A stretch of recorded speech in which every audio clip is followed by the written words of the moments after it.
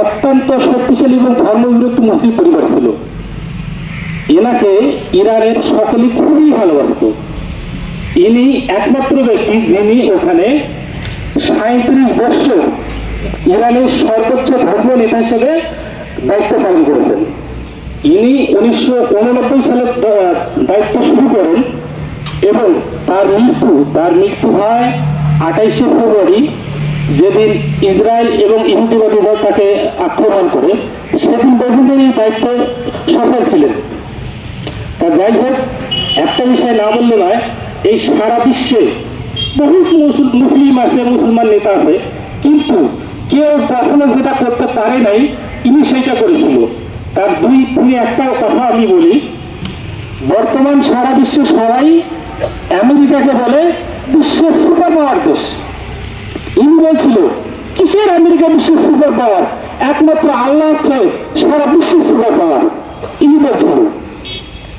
America ওনাকে ভয় দেখাইছিল যে পৃথিবীর সকল দেশ যেখান থেকে খাদ্য সামগ্রী রপ্তানি হয়ে ইরানে ঢোকে, আমি সবগুলো বন্ধ করে দেব, ইরানকে মাথা নতুন করাবো। তখন এই আয়াতুল্লাহ খামেনি বলেছিলেন, হে ট্রাম্প, তুমি কাকে ভয় দেখাও? যে জাতি 30 দিন না খেয়ে উপবাস করতে পারে, তাকে তুমি খাদ্যের ভয় দেখাও? তারা সেখানেও পরাজিত হয়ে গেছে। যাই হোক, ইনি আসলে এমনই একজন নেতা ছিল যে সারা বিশ্বের মধ্যে একমাত্র ইনি এই ইহুদিবাদী ইসরায়েল এবং এই মার্কিন এই যে ট্রাম্প, এদের বিরুদ্ধে চোখ রাঙিয়ে কথা বলতো, এদের কোনো অন্যায়কে মেনে নিত না। তা আমরা এতটুকুই ফিল করি যে এনাকে যে আমরা হারাইলাম, এটা আমাদের সারা মুসলিম বিশ্বের জন্য অপূরণীয় ক্ষতি। যাই হোক, আমরা আল্লাহর কাছে প্রার্থনা করব, আল্লাহ তাআলা যেন প্রতিটি দেশে এনার মতো নেতা প্রেরণ করেন, এনার মতো নেতা যেন জন্ম নেয়, তাহলে আমাদের মুসলিম জাতির জন্য ভালো। এবং ইনি অর্থাৎ মরহুম আয়াতুল্লাহ খামেনি, ওনার সঙ্গে অনেক ইরানের যোদ্ধা মৃত্যুবরণ করেছেন। ওনার ফ্যামিলি, ওনার নিজের হলো পুত্রবধূ, ওনার নিজের স্ত্রী এবং 14 মাসের একটি নাতনি, যাকে বলে 14 মাসের শিশুকন্যা, সেই আক্রমণে ইন্তেকাল করেছে। আমরা সকলে প্রাণ খুলে আল্লাহর কাছে তাদের জন্য দোয়া করব। আর বেশি কিছু বলবো না। আপনারা সবাই ভালো থাকেন। আসসালামু আলাইকুম। ভয় ছিল, ভালোবাসা ছিল, নবীর প্রতি যে বিশ্বাস ছিল, এই বিশ্বাস মুসলমানের কোন দলের মধ্যে ছিল না। এজন্য বারবার তারা আঘাত করতো ইরানের প্রতি। আপনারা জানেন সূরা ইমরানের 3 নম্বর আয়াতে আল্লাহ বলছে, ওয়াতাসিমু বিহাবলিল্লাহি জামিআন ওয়া লা তাফাররাকু, তোমরা দলে দলে বিচ্ছিন্ন হয় না, তোমরা ঐক্যবদ্ধভাবে লড়াই করো। আজকে মুসলমানের সবচেয়ে আমাদের দুর্ভাগ্য, আমাদের কোনো ঐক্যতা নাই। আমরা মুসলিম বিশ্বে 180 কোটি মুসলমান, কিন্তু আমাদের দল 180 কোটিরও বেশি। আমরা একজন আরেকজনকে সহ্য করতে পারি না। আজকে মধ্যপ্রাচ্যে একমাত্র দেশ হচ্ছে ইহুদিবাদী হলো ইসরায়েল। যে দেশের মানুষ 1 কোটিও নয়, সেই ইসরায়েল আজকে মধ্যপ্রাচ্য শাসন করে।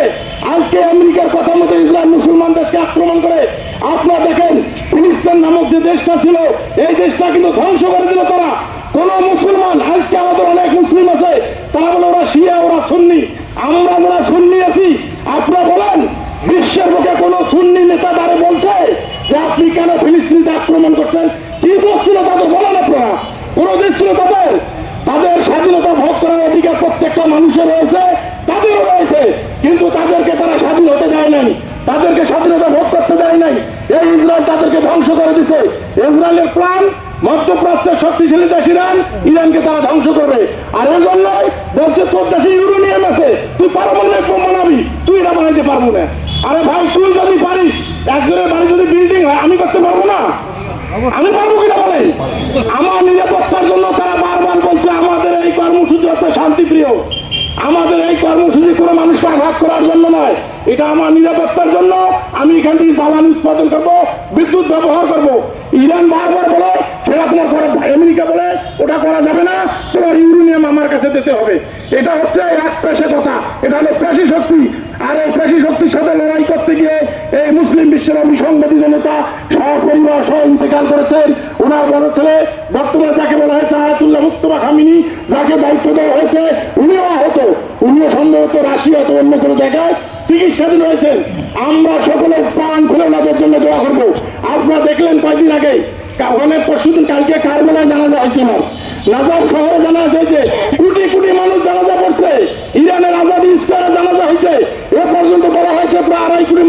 জানাজা পড়ছে, বিশ্বে কোনো মানুষ এরকম জানাজা পড়ে নাই। আজকে মাসাদ সহ ওনার জন্মভূমিতে ইমাম রেজার কবরের পাশে ওনার দাফন সম্পন্ন হবে। উনি যদি খারাপ লোক হতো, ট্রাম্প পরশুদিন ভাষণে বলছে আমি এতদিন জানতাম খামেনি ভালো লোক নয়, তাকে মানুষ পছন্দ করে না, কিন্তু ওনার জানাজায় এত মানুষ দেখে আমি অভিভূত। এত মানুষকে জন্য আসছে তার জানাজায়। আপনারা দেখছেন মানুষ কান্নাকাটি করছে, চাপলাচাপি করছে, আত্মনাদ করছে। নিঃসন্দেহে উনি অভিসন্ধিত নেতা ছিলেন। ইরাকে গেছে, ইরাকে লক্ষ লক্ষ মানুষ ওনার জানাজা পড়ছেন। আমরা ওনার জন্য দোয়া করবো এবং এও দোয়া করবো সারা পৃথিবীর প্রত্যেকটা মুসলিম দেশগুলো এরকম একজন করে আয়াতুল্লাহ আলী খামেনির জন্ম হয়, যে মানুষের মাধ্যমে মুসলিম বিশ্ব তার অতীত ঐতিহ্য ফেলে ফেলে মুসলিম বিশ্ব তার আদিষ্ট লক্ষ্যে পৌঁছাতে যেতে পারে, এই আশাবাদ ব্যক্ত করি। এবং আমরা সবাই ওনার জন্য, ওনার ফ্যামিলির জন্য দোয়া করবো। আল্লাহ যেন ওনাদেরকে দীর্ঘজীবী করেন, যারা অসুস্থ রয়েছেন তাদেরকে সুস্থতা দান করেন এবং মুসলিম বিশ্বে তারা নেতৃত্ব দিতে পারেন। আমরা সবসময় ওনাদের জন্য দোয়া ছাড়া আমাদের করার কিছুই নাই। আমরা দোয়া ছাড়া কিছুই করতে পারবো না। এমন জীবন করিবে গঠন, মরণে হাসিবে তুমি কাঁদিবে ভবন। ঠিক তেমনই জীবন ওনারা গঠন করছেন।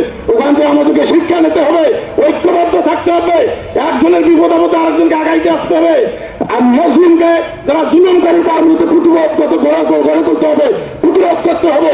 ইনশাআল্লাহ আমরা এখান থেকে এই শিক্ষা নিয়ে নিজের জীবনকে